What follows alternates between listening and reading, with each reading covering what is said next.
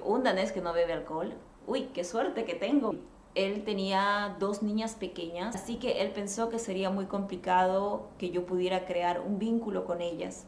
Yo lo sentía como una prueba para nuestra relación. ¿Me estás pidiendo que me case contigo?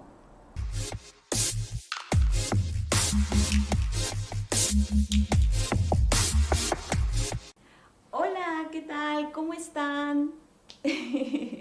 Este es mi segundo videoblog y así es como se ve Slaelse. Quiero mostrarles.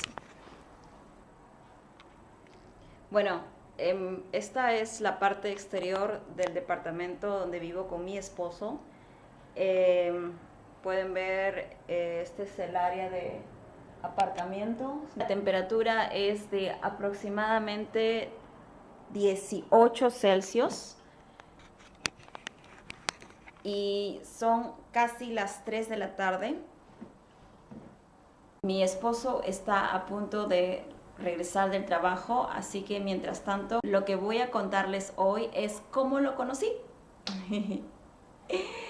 Bueno, como recordarán, en el video anterior les comenté que yo llegué aquí para hacer la figura del au pair. Para finales del 2020, los casos de coronavirus aquí se incrementaron y por lo tanto el gobierno danés decidió cerrar los bares, restaurantes, centros de entretenimiento como Tivoli, y la gente pues tenía que permanecer en sus casas o, de ser posible, tener un trabajo remoto, lo cual hacía de que fuera muy complicado conocer personas. Así que yo en ese momento me encontraba con la familia, pero tenía los fines de semana libres. Y obviamente que pasar los fines de semana con la familia en algún momento llegó a cansarme y quería pues conocer o visitar nuevos lugares o simplemente socializar un poco. Como teníamos lo de la pandemia encima, a mí se me ocurrió pues simplemente usar aplicaciones para conocer gente y entre ellas crear una cuenta en Tinder. Bueno, no la creé porque en realidad yo ya había tenido una cuenta anteriormente, sino que la había dado de baja. Así que decidí volver a Tinder y pues tratar de ver qué había. Antes de conocer a mi esposo salí con 3 chicos, pero no fue nada serio porque lastimosamente, como es bien conocido en estos días, la mayoría de personas que usa ese tipo de aplicaciones pues lo usa para algo pasajero o casual. Y en ese momento yo me encontraba con la intención de tener una relación larga, duradera, estable. Entonces, yo tampoco tenía unas grandes expectativas con respecto a eso, pero decía, ¿quién quita? De repente aquí encuentro a alguien realmente especial. Además, yo ya me encontraba soltera por mucho más de un año y realmente sí me sentía sola en el aspecto sentimental. Recuerdo que antes de que conociera a mi esposo, yo salí con un tipo más o menos un mes y medio, pero las cosas no funcionaron porque él tenía dos niñas pequeñas y vivía un poco lejos de donde yo vivía con la familia. Con la familia yo vivía en la isla de Fyn y él se encontraba viviendo en Roskilde, que pertenece a esta isla, que es la isla de Sheelan. De hecho, que con tren te demorarías más o menos 40 minutos en llegar, pero eso a él le hacía sentir como tener una relación a distancia, sumado de que solamente nos veríamos los fines de semana. Y con sus niñas el problema era de que ellas eran muy pequeñas y no hablaban inglés y yo no hablaba danés. Así que él pensó que sería muy complicado que yo pudiera crear un vínculo con ellas. Entonces él me dijo que mejor era dejarlo allí y yo entendí, pero sí me puse un poco triste porque cuando yo siento una atracción por una persona o trato de crear un vínculo con una persona, pues siempre doy lo mejor de mí porque yo busco una relación estable. Y cuando tú ves que la otra persona no está en la misma sintonía por cualquier motivo, pues de hecho que es un poco frustrante. Eso fue lo que pasó, pero yo entendí. Luego de eso, me acuerdo que estuve viendo algunos perfiles y encuentro el perfil de Kevin. Él tenía varias fotografías, pero no había escrito mucho en la descripción. Yo también tenía en mi perfil varias fotografías, tenía un nickname, ni siquiera había puesto mi nombre y solamente había puesto que era de Perú. Entonces yo dije, bueno, esta cuenta se parece un poco a la mía, porque no habla mucho de él, así que me voy a basar en lo que las fotografías me dicen. Y en función a eso, pues yo le di un corazoncito y luego yo recibo una notificación diciendo que esa persona había hecho un match conmigo, lo cual nos permitía poder conversar en el chat. Así que me acuerdo que le mandé un mensaje y él inmediatamente me respondió y me dijo, estoy bien, ¿cómo estás tú? Soy Kevin. Y así es como empezamos el contacto. Luego, unos días después, decidimos intercambiar teléfonos y él me mandó un mensaje de texto para que yo lo tuviera agregado.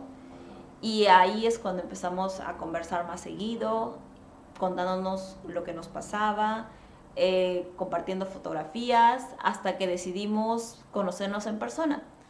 Y recuerdo que acordamos para la Semana Santa, para el fin de semana, que era, si no me equivoco, viernes 2 de abril del 2021.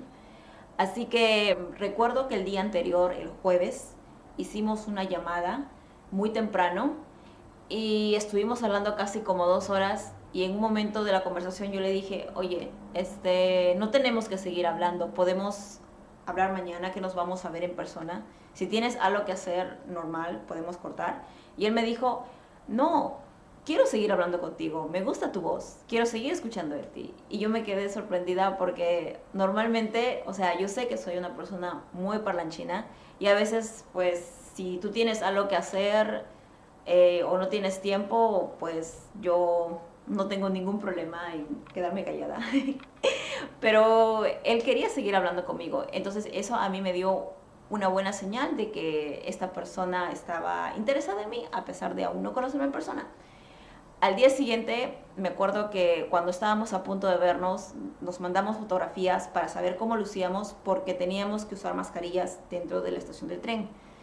Y yo quería pues asegurarme de que él no se vaya a equivocar, o yo tampoco no me voy a equivocar.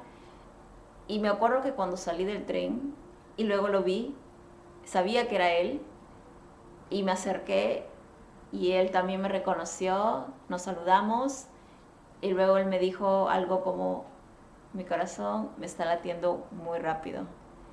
Y cuando él me dijo eso, a mí me pareció súper tierno porque yo también sentía lo mismo.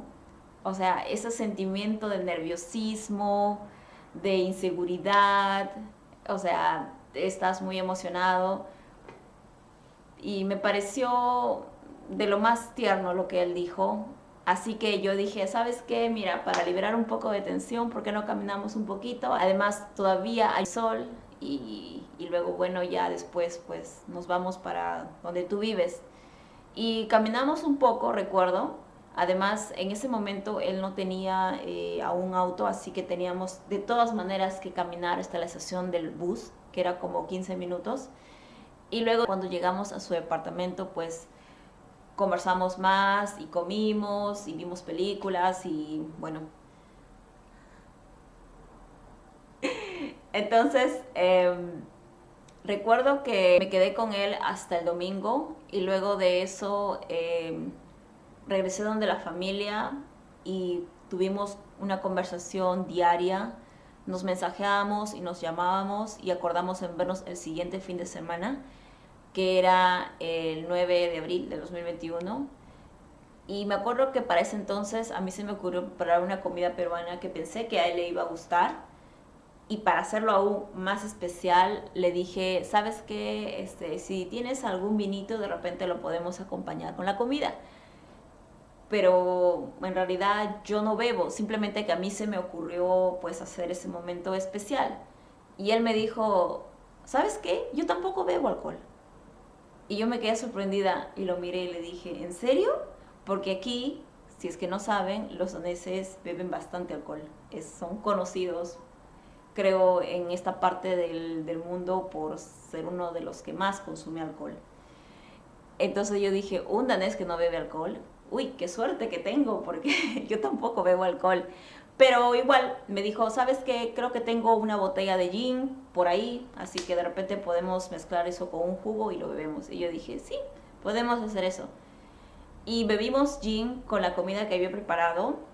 Y al día siguiente, cuando él se despertó, me dijo que tenía un poco de dolor de cabeza, que al parecer el alcohol no le había caído bien. Y yo lo miré y le dije, oye, pero yo he bebido más alcohol que tú.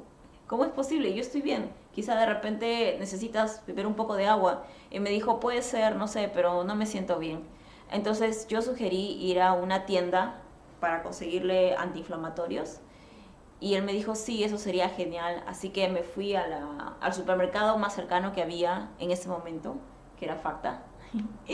Y cuando regresé, le conté a él, le dije, no sabía qué antiinflamatorio conseguirte, así que le pregunté a la cajera si tenía algo para el dolor de cabeza porque mi amigo no se sentía bien.